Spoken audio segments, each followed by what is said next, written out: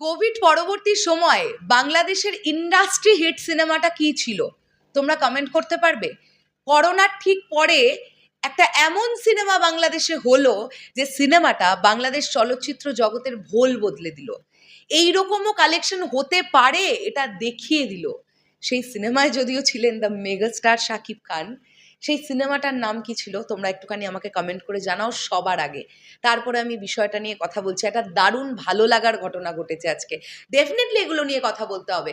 যখন আমরা এটা বলি যে একটা ইন্ডাস্ট্রির মধ্যে অনেক খেই আছে, একে অপরকে দেখতে পারে না, তারা একে অপরের প্রতি ঈর্ষান্বিত। আর যখন নামটা হয় মেগাস্টার শাকিব খান তখন সবাই তার প্রতি ঈর্ষান্বিত, কেউ দেখায় কেউ দেখায় না। এই তো হচ্ছে বিষয়টা। কিন্তু এরই মধ্যে হিমেল আশরাফ ভাইয়া তিনি কিন্তু ইউএসএ থেকে দরদ দেখে ফেলেছেন। এটা ভীষণ ভালো লাগার একটা জায়গা। হ্যালো আমার সাকিবিয়ান ভাইরা বোনেরা, চলে এলাম আরও একটা নতুন ভিডিও নিয়ে। আজকে সকালবেলায় আমরা হিমেল আশরাফের তরফ থেকে একটি পোস্ট পেয়ে গেলাম, যেখানে আমরা দেখতে পাচ্ছি তিনি কিন্তু দরদ দেখছেন এবং দরদ টিমের জন্য শুভ কামনা জানিয়েছেন। তো একজন ডিরেক্টর যিনি কোভিড পরবর্তী সময় মেগাস্টারকে নিয়ে কাজ করে 41-42 কোটি টাকার বক্স অফিস দিয়েছেন বাংলাদেশ থেকে, not a matter of joke. আমরা সেই সময় হিমেল আশরাফকে অনেক অনেক অনেক সাধুবাদ জানিয়েছি, আজও জানাই, ডেফিনেটলি জানাই। কেননা একটা সময় কোভিডের পরবর্তী সময় শুধু বাংলাদেশ ইন্ডাস্ট্রি বলে বলবো না, আমাদের টলিউডেরও অবস্থা খুব খারাপ হয়ে গিয়েছিল। যে সময় না কোনো সিনেমা চলছে না, দর্শক হলে যেতে ভয় পাচ্ছে, সেই রকম একটা টাইমে একটা প্রিয়তমা তৈরি করে কি মানুষের মধ্যে আলোচনা, কি আলোচনা, বাপরে বাপ! তার প্রমাণ বক্স অফিস কালেকশন। সাধারণ মানুষ ভালোবেসে প্রিয়তমা দেখেছে, সাধারণ মানুষ ভালোবেসে রাজকুমার দেখেছেন। তারা এখন অপেক্ষা করছেন হিমেল আশরাফের মায়া কবে আসবে। তো আমরা এটা জানি যে হিমেল আশরাফ ভাইয়া একটু রেস্ট আছেন, একটু তিনি প্রিপারেশন নিচ্ছেন তার নেক্সট ছবির জন্য। আমরা ডেফিনেটলি চাইবো সেই ছবি যেন দ্য মেগাস্টার শাকিব খানের সঙ্গেই হয়। কেননা এই ডুয়োও কিন্তু আফটার কোভিড সিনেমা নিয়ে এসে দেখিয়ে দিয়েছে যে তিনি কি পারেন। হিমেল আশরাফ যখন ডিরেক্টর তখন অনেকেই বলেছিলেন নাট্য নির্মাতা, তিনি কি সিনেমা বানাতে পারবেন।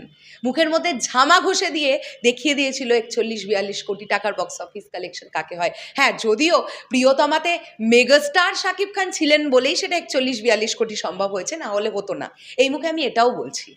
কিন্তু এত অল্প সংখ্যক দিনের মধ্যে যে ছবিটা তিনি নির্মাণ করেছিলেন সেটা বাংলা সিনেপ্রেমী মানুষের পছন্দ করেছে।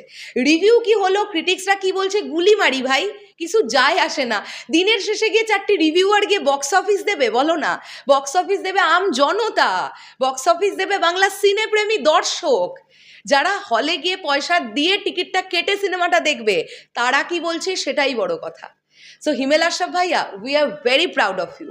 আমাদের খুব ভালো লেগেছে কি আপনি দরদ দেখতে গেছেন এবং আপনি সেই ব্যাপারটা শেয়ার করেছেন সোশ্যাল মিডিয়ায়। এটা খুব ভালো লাগার একটা ব্যাপার।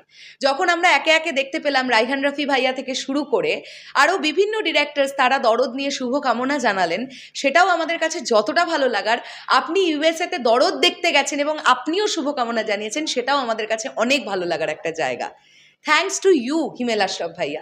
সকল সাকিবিয়ানরা আপনার এই কাজটির জন্য আপনি আবার একটা অনেক বড় ভালোবাসার জায়গা, নতুন করে আরও বেশি বেশি ভালোবাসার জায়গা অর্জন করে নিয়েছেন, এটুকু বলতে পারি। শেষ করলাম ভিডিওটা, আসছি আবার খুব শিগগিরই নতুন কোনো ভিডিও নিয়ে। তাহলে এখনের জন্যে টাটা।